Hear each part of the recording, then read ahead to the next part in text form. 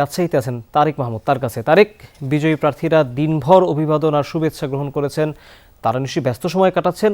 মানুষের প্রত্যাশা পূরণের ব্যাপারে তারা কি বলছেন, আর যারা ভোট দিয়েছেন তারাই বা কি বলছেন? তহিদ, এখন পর্যন্ত কিন্তু রাজশাহীর যে আসনগুলো রয়েছে, যে বিজয়ী প্রার্থীরা তারা জেতার পরপরই যারা কর্মী সমর্থক থেকে শুরু করে সাধারণ মানুষ আসলে সব জায়গাতে আমি দেখতে পাচ্ছি যে তারা অভিবাদন সেটি সকাল থেকে শেষ করে এখন পর্যন্ত কিন্তু চলছে। আমি রয়েছি রাজশাহীর যে 5 আসন রয়েছে, রাজশাহী 5 আসনের যিনি ধানের শীষ প্রতীকে এখানে বিজয়ী হয়েছেন অধ্যাপক নজরুল ইসলাম মণ্ডল, একটু তাকে আমি দেখতে পাচ্ছি যে এইখানকার 5 আসনের সাধারণ যারা মানুষ রয়েছে, যারা ভোটার ছিল, যারা ভোট দিয়ে তাকে নির্বাচিত করেছে, তার কাছে এসে কিন্তু এখন অভিবাদন সেটির ফুল দিয়ে জানাচ্ছে, শুভেচ্ছা জানাচ্ছে, কেউ সেলফি তুলছে।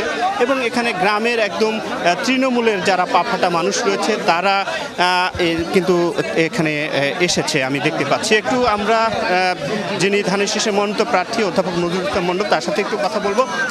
আপনি তো বিপুল ভোটে এখানে জয়ী হয়েছেন, ভোটাররা অনেক আশা করে আপনাকে ভোট দিয়েছে। এই এলাকা নিয়ে আপনার এখন কি পরিকল্পনা আছে যারা ভোটার রয়েছে তাদের ক্ষেত্রে? বিসমিল্লাহির রহমানির রহিম।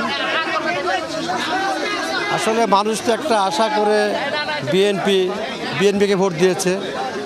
খালেদা যে অনুপ্রেরণা, শহীদ জিয়ার অনুপ্রেরণা, তারেক রহমান অনুপ্রেরণা ভোট দিয়েছে আমাকে। ইনশাল্লাহ আমি আগামী দিনে আমরা সরকার গঠন করলে আমরা এলাকার সার্বিক উন্নয়ন, যেমন নদী সংস্কার, রাস্তাঘাট নির্মাণ, সংস্কার, মানুষের কর্মসংস্থানের ব্যবস্থা করবো। এছাড়া আমি ধরেন আমার চেয়ারম্যান তারেক রহমান বলেছে যে আমরা 1 কোটি লোকের কর্মসংস্থান দেবো, এগুলো আমরা ব্যবস্থা করবো সেই প্রেক্ষাপটে। এছাড়া আমরা বেকার সমস্যা যেগুলো আছে আর কি, বেকারদের তাদের পরিবেশ করে তাদের কর্মসংস্থান ব্যবস্থা করবো।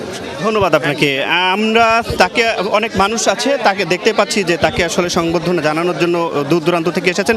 একটু ভোটারদের প্রতিক্রিয়া ব্যক্ত করব। যাকে আপনারা জয়ী করেছেন তার ক্ষেত্রে এখন এলাকার উন্নয়নে কি কি প্রত্যাশা আপনাদের? আমাদের অনেক থ্যাংক ইউ। আমাদের অনেক প্রত্যাশা, বিশেষ করে আমাদের সামাজিক নিরাপত্তা শৃঙ্খলাটা আগে দরকার। আমরা চাই না কোনো রাজনৈতিক সন্ত্রাসী আবার সমাজকে আগ্রাসন করুক। আমরা চাই না মানুষের জীবনের নিরাপত্তা হানি হোক এই রাজনীতির কারণে। আমরা চাই ওই ধরনের রাজনীতি, সবাই মিলে আমরা একত্রে বসবাস করব। অধ্যাপক নজরুল ইসলাম মণ্ডল। ধন্যবাদ আপনাকে, ধন্যবাদ। তহিদ শুনছিলেন এবং আমি দেখতে পাচ্ছি উৎসব মুখর পরিবেশে এই রাজশাহীর 5 আসন যেটি রয়েছে এখানে কিন্তু এখন পর্যন্ত যে প্রার্থী যিনি জয়লাভ করেছেন তাকে কিন্তু অভিবাদন জানানো হচ্ছে এবং রাত পর্যন্ত কিন্তু সেটি চলবে।